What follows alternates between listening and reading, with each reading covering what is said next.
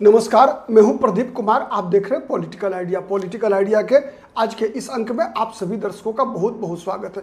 मित्रों, कहा जाता है कि बंद मुट्ठी लाख का, खुल गया तो खाक का।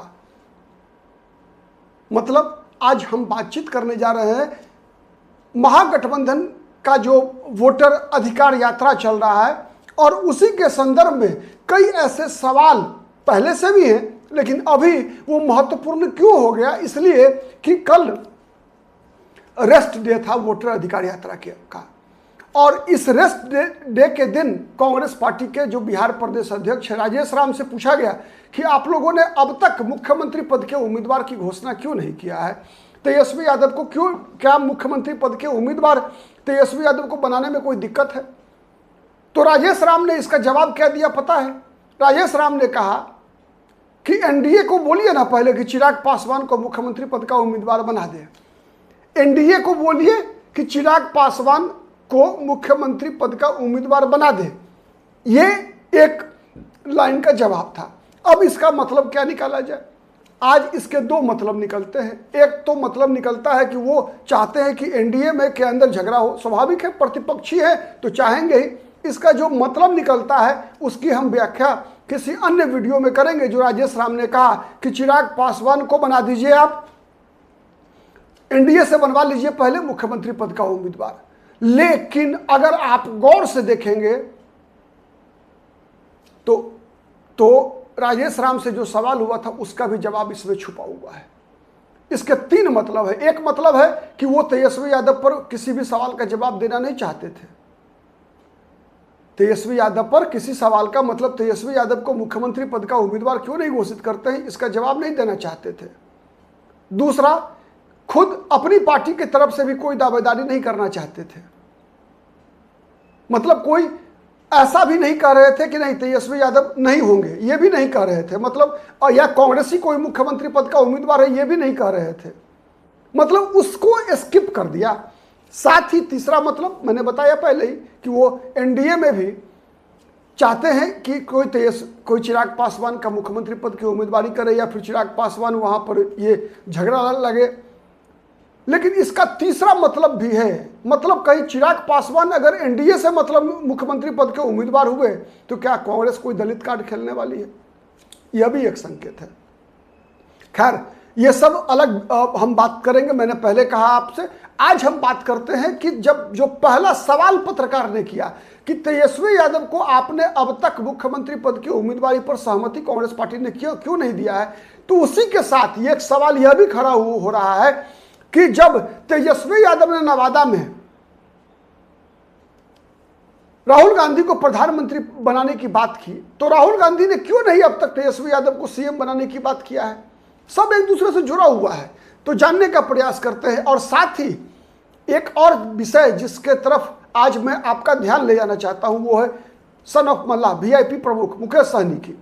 चूंकि एकमात्र मुकेश सहनी इस वोटर अधिकार यात्रा के साथ चल रहे हैं जिसने अब तक मुख्यमंत्री या उप मुख्यमंत्री के कैंडिडेट के बारे में खुलकर बोला है। इसके अलावा किसी ने नहीं बोला। तेजस्वी यादव ने राहुल गांधी को प्रधानमंत्री बनाने की बात की है।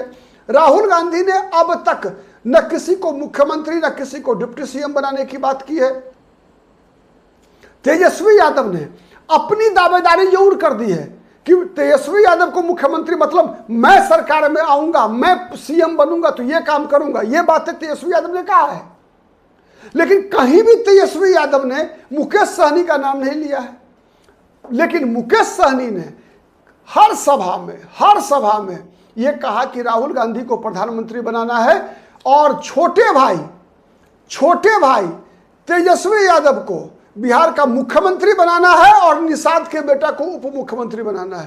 तो अब इन सभी बयानों को आप एक साथ कर लीजिए और फिर इसका मतलब निकालने के लिए आप भी नंगी आंखों से निकाल सकते हैं। इसका मतलब क्या है, क्यों है ऐसा, क्या फैक्टर्स है इसके? तो सबसे पहले हम इस बात को समझते हैं मुकेश सहनी की दृष्टि से कि मुकेश सहनी ने स्पष्ट, जैसे तेजस्वी यादव ने यह बयान दिया कि राहुल गांधी को हम 2029 में प्रधानमंत्री बनाना चाहते हैं, तो सामान्य सा मतलब है इसका कि तेजस्वी यादव चाहते हैं कि जल्दी से जल्दी राहुल गांधी मेरा भी नाम ले लें मुख्यमंत्री के लिए। सही है।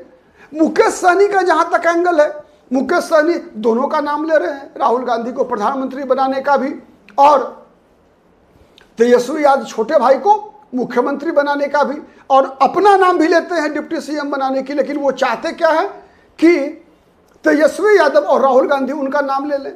लेकिन उनके लिए संकट और दूसरा है, मुकेश सहनी के लिए संकट और बड़ा है। क्यों बड़ा है इसलिए मैं बताऊं कि न राहुल गांधी ने नाम लिया, न तेजस्वी यादव ने नाम लिया, और उल्टा क्या हो गया। लेकिन एक बात याद रखिए कि तेजस्वी यादव के बारे में कोई मना भी नहीं किया है, यह अंतर है। लेकिन मुकेश सहनी के लिए संकट यह है बड़ा कि अब्दुल बारी सिद्दीकी ने मना कर दिया है, मना किया। याद कीजिए कि मुकेश सहनी के साथ ऐसा कोई कमिटमेंट नहीं है। और सबसे बड़ा खतरनाक बात यह है मुकेश सहनी के लिए कि अब तक अब्दुल बारी सिद्दीकी के बयान पर कोई आरजेडी का प्रवक्ता ने कोई कमेंट नहीं किया कि यह उनका व्यक्तिगत विचार है या सिद्दीकी ने गलत बोला है, किसी ने नहीं। अगर आपके पास कोई सबूत है तो मैं आप दर्शकों से भी आग्रह करता हूं कि आप बताइएगा, ठीक है।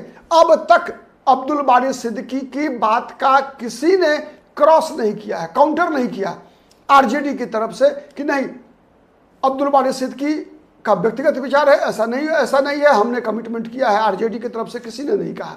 सही है ना। अगर ये सही है तो आप समझ लीजिए कि महागठबंधन में ऐसा हो क्यों रहा है। इन सब के पीछे कहीं ना कहीं कांग्रेस पार्टी की एक सोच काम कर रही है। कांग्रेस पार्टी को लगातार इस बात का एहसास है, और एहसास का आधार है, वैसे ही एहसास नहीं है, उसका आधार है। विगत के कई चुनावों में, विशेषकर 3 चुनाव की बात मैं कर रहा हूं, 2019 का लोकसभा चुनाव, 2020 का विधानसभा चुनाव और 2024 का लोकसभा चुनाव, इस बात का प्रत्यक्ष गवाह रहा है कि कहीं ना कहीं आरजेडी को फ्रंट फुट पर खेलने के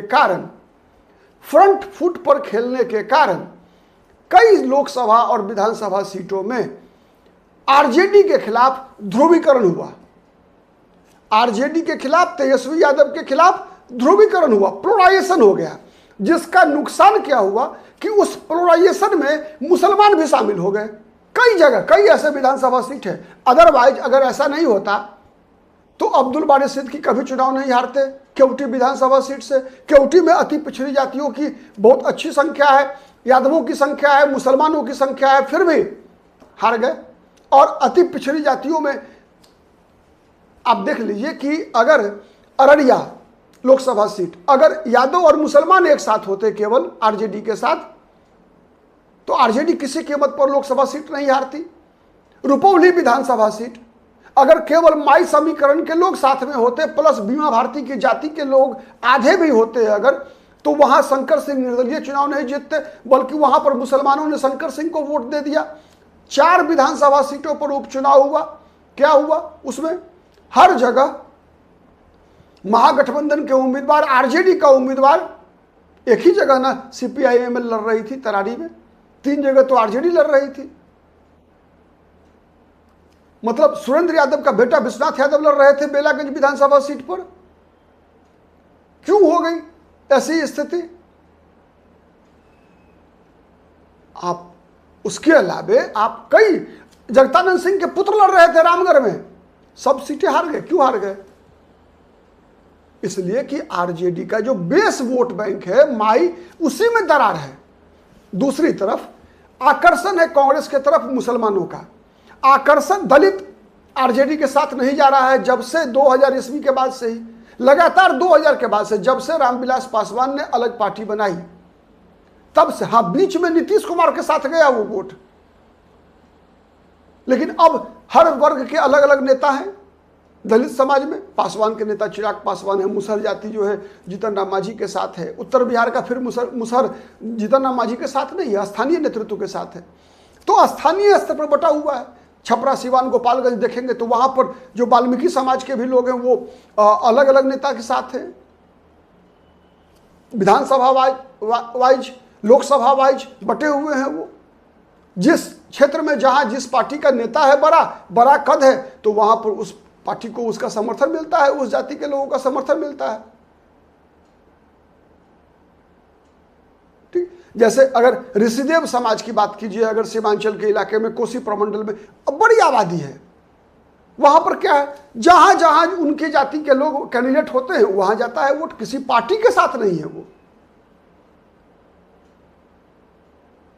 तो ये जो फैक्टर है, उस कारण से कहीं ना कहीं ये बातें राहुल गांधी को समझ में आ रही है कि दलित और मुसलमान का एक वोट बैंक तैयार करने का लगातार लोकसभा चुनाव 2024 से ही राहुल गांधी प्रयास कर रहे हैं।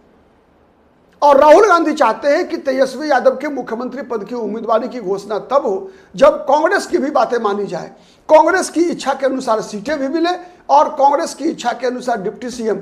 आप देखिए, कई बार कांग्रेस पार्टी ने ये इशारा किया है कि बिहार में 2 डिप्टी सीएम होना चाहिए, एक दलित होना चाहिए, दूसरा मुसलमान होना चाहिए। पप्पू यादव ने तो नाम भी बता दिया, तारिक अनवर को बना दीजिए, राजेश राम को बना दीजिए, मतलब इस तरह की बातें चल रही है। तो इसीलिए अभी भ्रम की स्थिति है महागठबंधन में। देखिए आने वाले दिनों में क्या फैसला करती है, असमंजस है। ठीक है, ये सब कुछ मतों का गुना भाग करने के बाद ही कोई फैसला महागठबंधन लेगा। लेकिन सबसे ज्यादा परेशानी मुकेश सहनी के लिए है, इसमें कोई दो मत नहीं है।